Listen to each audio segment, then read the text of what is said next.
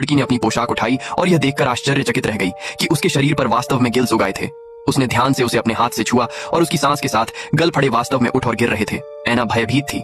उसने खुद को आईने में देखा और बहुत असहाय महसूस किया। लेकिन इसके बाद उसके साथ कुछ और भी भयानक हुआ। ऐना के पैर पूरी तरह से काले पड़ गए और उन पर अजीब सी पपड़ियां जम गई थीं। जब उसके माता पिता घर पर नहीं थे तो उसने चिमटी ढूंढी और असहनीय दर्द के कारण पपड़ी को बाहर निकाला। लेकिन यह बहुत दर्दनाक था। वह असहाय होकर अपने पैरों पर मारने लगी, लेकिन वह बुरे सपने से छुटकारा नहीं पा सकी। जल्द ही ऐना पूरी तरह से टूट गई। वह रसोई में गई, रसोई का चाकू उठाया और बिना किसी हिचकिचाहट के अपनी कलाई काट ली। जैसे ही खून बाहर निकला, ऐना धीरे धीरे बेहोश हो गई। जब वह दोबारा उठी तो उसने पाया कि उसके घाव ठीक हो गए थे। उसके पैर पूरी तरह से एक साथ जुड़ गए थे और हरी काली मछली की पूंछ में बदल गए थे। ऐना ने बहुत संघर्ष किया, लेकिन अब वह खड़ी नहीं हो सकती थी। हताशा में उसने बाथटब में चढ़ने के लिए अपनी पूरी ताकत लगा दी। जब उसका शरीर पानी से भीग गया तो उसे एक ऐसा आनंद महसूस हुआ जो उसने पहले कभी महसूस नहीं किया था। धीरे धीरे ऐना पूरी तरह शांत हो गई। उसने अपने दोस्त का नंबर डायल किया